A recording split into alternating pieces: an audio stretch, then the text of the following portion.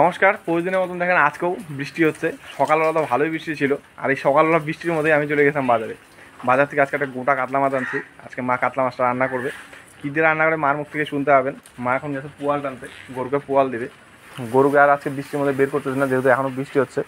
মা গরু ঘরে এখানেই পোয়াল দিয়ে দিচ্ছে। আবার বৃষ্টি আসতেছে, বিকালের দিকে রাস্তায় ধরে একটু খাওয়া যায়, বুঝছো? হ্যাঁ, তাই করতে হবে। যাক, মাছটা তুমি কাটো তাহলে। হ্যাঁ, চল মাছ নাকি?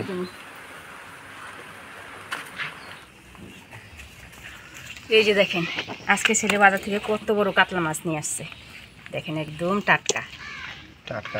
কতখানি আছে রে এটা? এটা হচ্ছে 15-2 কিলোর মতন হবে। 15-2 কিলোর মতো? হ্যাঁ, 1 কিলো 700 না 800 দেখলাম, যে 15-2 কিলো হবে। আজকে এটা আলু পটল দিয়ে রান্না করি। আলু পটল দিয়ে? হ্যাঁ হ্যাঁ, করো, ভালোই। আলু পটল দিয়ে ঝোল রান্না করব। তো প্রথমে মাছটা কাটে নেই।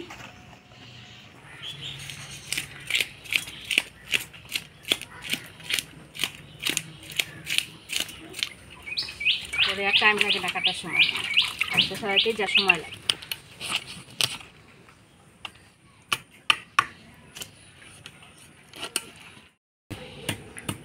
মাছের মাথাটা রাখে দিবা, বুঝছো মা? মাছের মাথাটা দিয়ে এর পরের দিন মাসকলাইয়ের ডাল রান্না করবা। কালার ডাল? হ্যাঁ, ঠিক আছে। কালার ডাল দিয়ে মাছের মাথা দিয়ে খেতে সেই লাগে।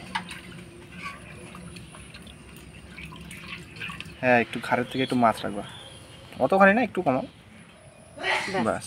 হ্যাঁ, এইটুকু রাখো।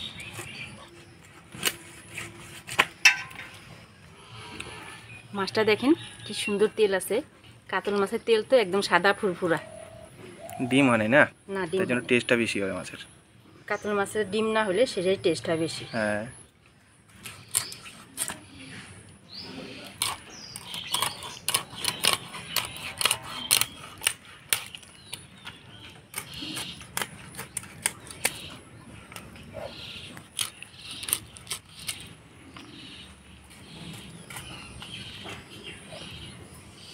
এই পিস দুটো একটু সব থেকে বড়।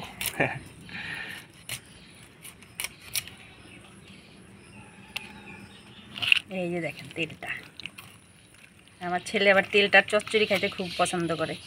সবাই বাড়ি। এই যে দেখেন তেলটা।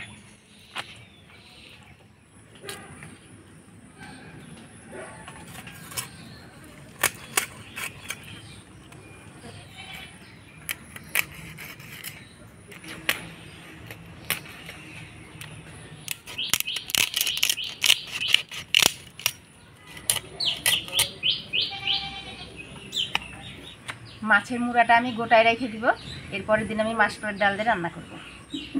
মাসকলাইয়ের ডাল দিয়ে মাছের মোড়া দিয়ে খাইতে দারুণ লাগছে না? টোটাল কত পিস হলো এখানে দেখাচ্ছি তো? 1 2 3 4 5 6 7 8 9 10 11 12 13 14 15 15 পিস, 16 17 পিস। 17? হ্যাঁ, ভালোই হয়েছে না? 17 পিস। মাছালারা কাটলে একটু বেশি হয়তো। মাছের পিস, মাছলারা কাটে যাবে ছোট ছোট একদম পাতলা পিস, একটু বড় বড় করে না, কাটছে। ওদের যেভাবে বলে দিবা সেভাবেই কাটে। হ্যাঁ, একটু একা একা হয়, কিন্তু আজকে মাছ কাটা তো দারুণ হয়েছে। হ্যাঁ, দেখা পোকা কিন্তু হয়নি। হ্যাঁ, দেখছিস মাছের পিত্তটা একটা আঙ্গুর ফলের মতো হয়ে আছে। হ্যাঁ, ওইটা ফাইটে গেলে মাছটা কিন্তু তিতা লাগতে পারতো না। হ্যাঁ,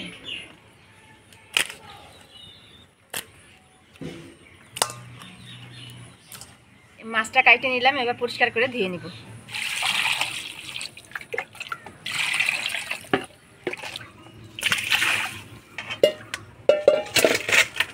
এই বছর বৃষ্টি মনে হয় বেশি হচ্ছে নাকি মা? বৃষ্টিটা একটা আগের মাসে থেকেই নেমে গেছে। হ্যাঁ, বৃষ্টিটা কিন্তু মানে আগের থেকে নামছে, আর একটানা কিন্তু বৃষ্টিটা হচ্ছে। হ্যাঁ, এই একটা না বৃষ্টিটা হচ্ছে, এরকম খুবই কম হয়।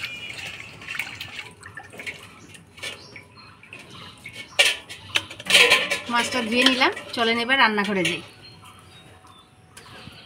দেখেন মাছটা ধুয়ে আস্তে আস্তে হালকা হালকা রোদ উঠে গেছে। প্রতিদিনে এরকম সকালের দিকে বৃষ্টি থাকে, আর 11টা 12টার দিকে চমকা রোদ উঠে যায়। তো মাছটা আমি ধুয়ে নিয়ে আসলাম, এবার হলুদ লবণ মাখাই নিব। দিয়ে দেব হলুদ লবণ। আজকে আমি সব মাছ রান্না করব না, যে কয় পিস মাছ আমি রান্না করব সেই কয় পিস মাছ আমি হলুদ লবণ দিয়ে মাখা নিব।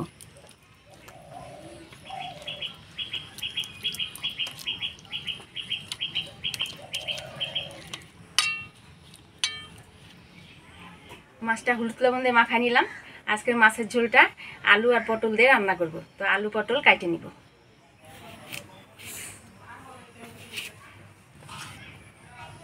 আলুগুলো এরকম ডুমু ডুমু করে কাটে নিব। পটলটাও এরকম গোল গোল করে কাটে নিব।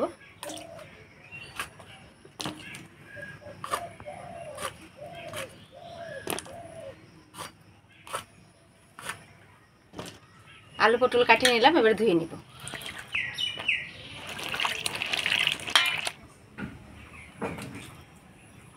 আজকের রান্নাটা আমি ভাজা মশলাই করব। তো ধইনা জিরা, শুকনো লঙ্কা আর তেজপাতা কাঠখোলায় ভেজে নিব। শুকনো লঙ্কা, ধইনা, গোটা জিরা, তেজপাতা।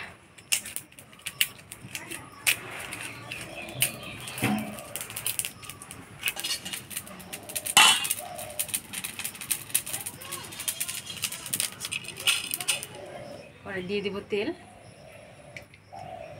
এবার মাছগুলা ভেজে নিব।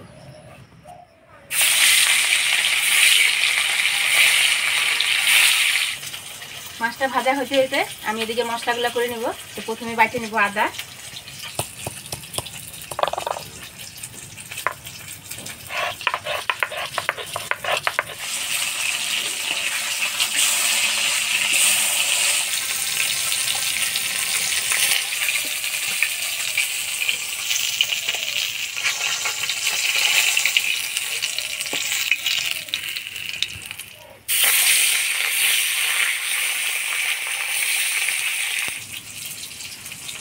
এবার ভাজা মশলা বাইটে নিব।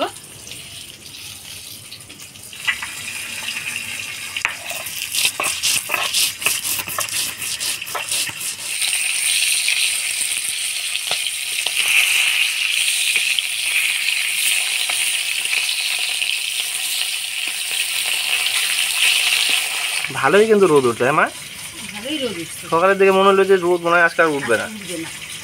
এখন তো দেখি সেই রোদ উঠছে। প্রতিদিনই এই একই বাহানা না?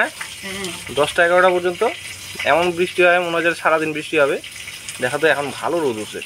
যাক কাজ তো হয় না। হুম, মাছ ভাজা হয়ে গেছে, এবার তুলে নিব।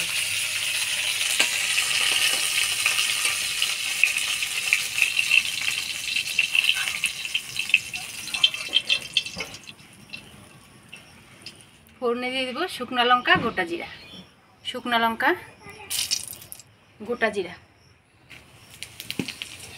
এবার আলুগুলা দিয়ে দিব।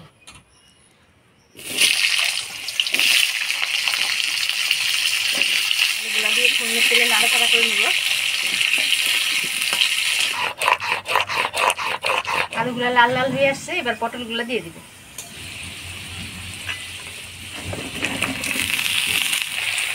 দিয়ে দেবো হলুদ, স্বাদ মতো লবণ দিয়ে আলু পটলটা ভাজা ভাজা করে নিব।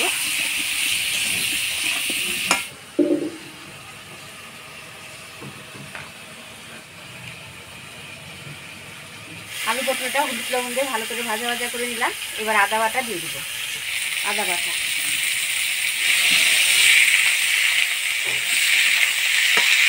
এবার ভাজা বাটা মশলা দিয়ে দিব।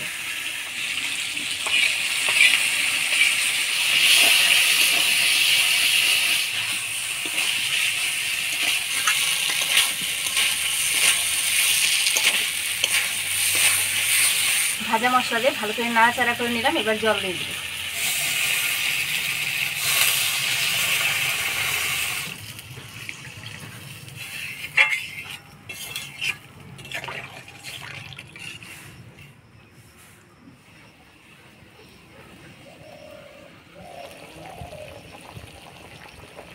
ঝোলে বলক এসে গেছে, এবার ভাজা মাছগুলো দিয়ে দিব।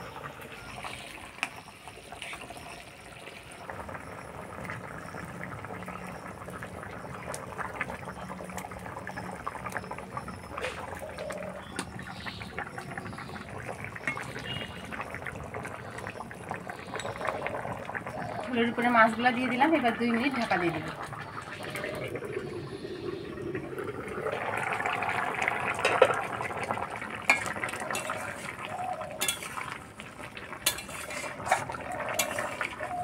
আলু পটল দিয়ে কাতল মাছের ঝোল হয়ে গেছে, এবার নামিয়ে নিব।